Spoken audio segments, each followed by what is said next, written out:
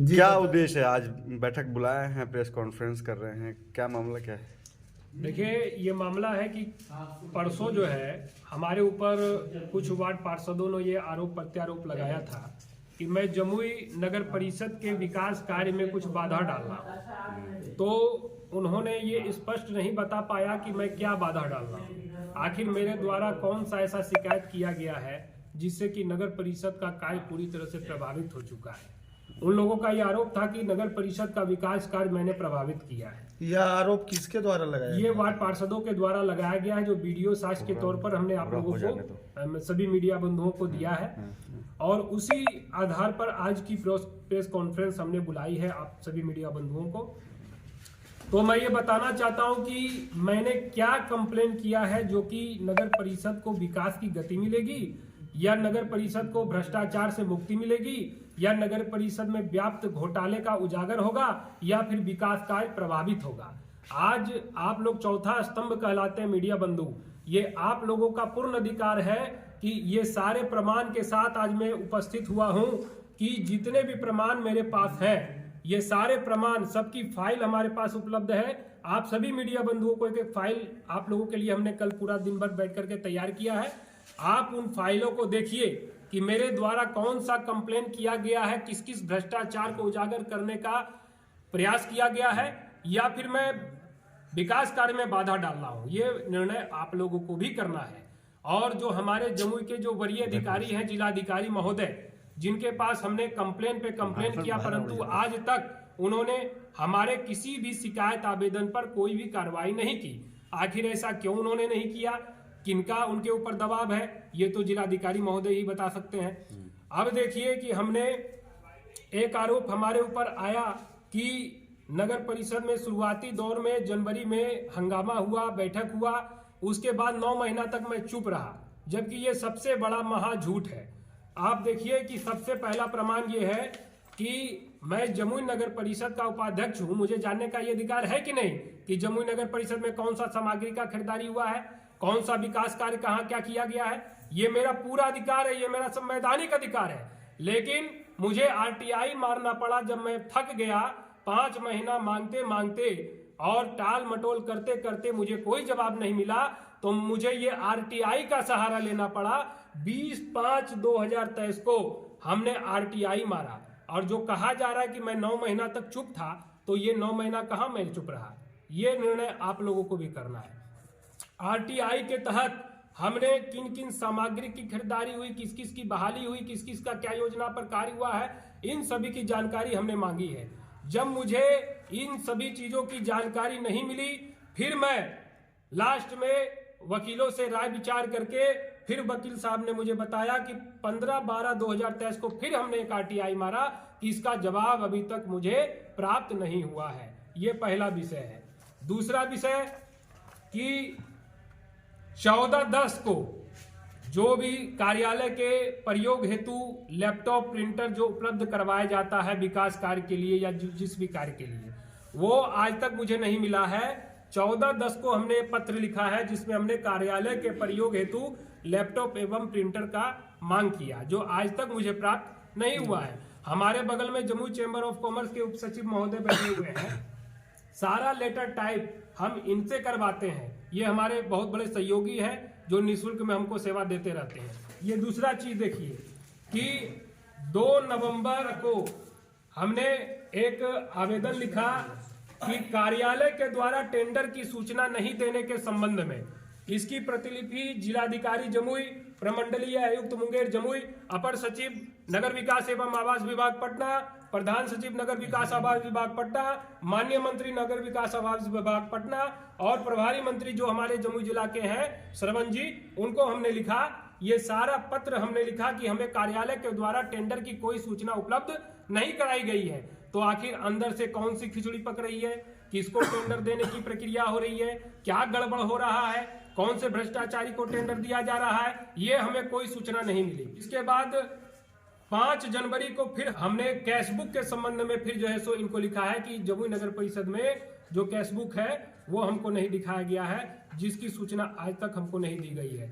6 दिसंबर को हमने 4 पत्र लिखा है जमुई नगर परिषद के कार्यपालक पदाधिकारी को आज तक इसकी कोई भी जानकारी मुझे नहीं दी गई है। तो ये कैशबुक के संबंध में लिखा गया है, योजना पंजी के संबंध में लिखा गया है, और किस मद में कितनी राशि है, कुल कितने मद है, इसकी जानकारी के लिए लिखा गया है। ये 6 दिसंबर को पत्र लिखा गया, जो आज तक ये जानकारी मुझे नहीं मिली है। और इसके बाद हमने शिकायत किया, और यही 6 प्रतिलिपि जिलाधिकारी, प्रमंडलीय आयुक्त मुंगेर, अपर सचिव, प्रधान सचिव, माननीय मंत्री और ग्रामीण विकास विभाग मंत्री सरपंच जी, ये इन लोगों को फिर हमने कंप्लेन किया कि हमें अभी तक 1 माह बीत जाने के बाद भी कोई जानकारी मुझे प्राप्त नहीं हुई है। तो क्या मैंने गलत किया या सही किया, ये बात पूरे नगर परिषद क्षेत्र की जनता मुझे बतावे। आप मीडिया बंधु चौथा स्तंभ कहलाते हैं, आप लोग मुझे बताइए कि मैंने क्या सही किया और क्या गलत किया। ये सारे शिकायत मैं आप लोगों को साक्ष्य के तौर पर फाइल बना करके दे रहा हूं। आप लोग इसको रीड कीजिए, पढ़िए, और माननीय जिलाधिकारी महोदय जी से पूछिए, कार्यपालक पदाधिकारी से पूछिए कि आज तक इन सभी प्रश्नों का उत्तर मुझे क्यों नहीं मिला। ये सभी प्रश्नों का उत्तर हर एक आम आदमी को जानने का अधिकार है, और मैं उपाध्यक्ष होने के बाद भी 1 साल में मुझे कोई जानकारी नहीं दी गई है। क्या ये भ्रष्टाचार है या नहीं है, इसका निर्णय करना जमुई क्षेत्र नगर परिषद क्षेत्र की जनता का काम है। अब इसके बाद सवाल आता है कि हमारे विरुद्ध सभी वार्ड पार्षद क्यों हो गए। तो ये सारा शिकायत जब हमने किया तो वो जो है 25 तारीख से जो छुट्टी लेकर के भागे अभी तक जमुई नगर परिषद में नहीं आ रहे हैं। इसीलिए कार्यपालक पदाधिकारी महोदय ने कहा कि हम किसी का भी पेमेंट पास नहीं करेंगे, हम किसी का भी आगे कोई वर्क ऑर्डर नहीं देंगे, कोई काम नहीं करेंगे, हम अभी बहुत टेंशन में हैं। ये ऐसा कहना है कार्यपालक पदाधिकारी महोदय का। तो सभी वार्ड पार्षदों का पेमेंट रुक गया, नया काम रुक गया। तो सारे वार्ड पार्षदों में जो उनके चहेते थे कार्यपालक पदाधिकारी महोदय के, उन लोगों ने सारे वार्ड पार्षदों को फोड़ना शुरू किया कि अब तो कंप्लेन हो गया, अब तो साहब टेंशन में आ गए हैं, अब तो विकास होगा नहीं, अब तो काम होगा नहीं। तो सारे लोगों ने मिलकर के मेरे विरुद्ध एक तथाकथित मोर्चा खोलने का षड्यंत्र किया, जिनको केवल अपने कार्य से मतलब है। वार्ड पार्षदों को हमारे द्वारा शिकायत करने पर कोई उनको मतलब नहीं है। क्या ये विकास कार्य में बाधा है? तो जिस तरह से बैठक उन लोगों ने कल एक निजी पार्क में किया, उसके बाद उनके द्वारा कहा जा रहा था कि आप भी जो है, जब तक आपके पैकेट गर्म होते हैं, 1 लाख 2 लाख जब दे दिया जाता है तो आप जो है वो चिट्ठी पत्री करना बंद कर देते हैं, लेकिन आपके पास जब यह पैसा का लेन देन बंद हो जाता है उसके बाद आप चिट्ठी पत्री और कार्यपालक का सहारा लेने लगते हैं, परेशान करने लगते हैं। ऐसे में क्या कहेंगे उन लोगों को? देखिए, ये तो मेरे पास सारा प्रमाण है। अब रहा मेरा पैकेट गर्म होने का बात, तो यदि अगर मेरा पैकेट गर्म हो रहा था तो फिर हम ये कार्रवाई क्यों कर रहे थे, ये पहले मुझे बताया जाए। अगर आपका पैकेट गर्म होगा तो आप कार्रवाई क्यों कीजिएगा? यदि आप भ्रष्टाचारी होइएगा तो आप खुद सोचिए। तो ये तो मेरी छवि को धूमिल करने का प्रयास किया जा रहा है। ये 99% संभावना है कि आपका पूरे बिहार का चेयरमैन और उप चेयरमैन का जो चुनाव है वो रद्द होने जा रहा है। फैसला ऑर्डर पर आ चुका है, कभी भी फैसला आ सकता है। तो मैं चेयरमैन का चुनाव लड़ने की पहले ही ऐलान कर चुका हूं, घोषणा कर चुका हूं।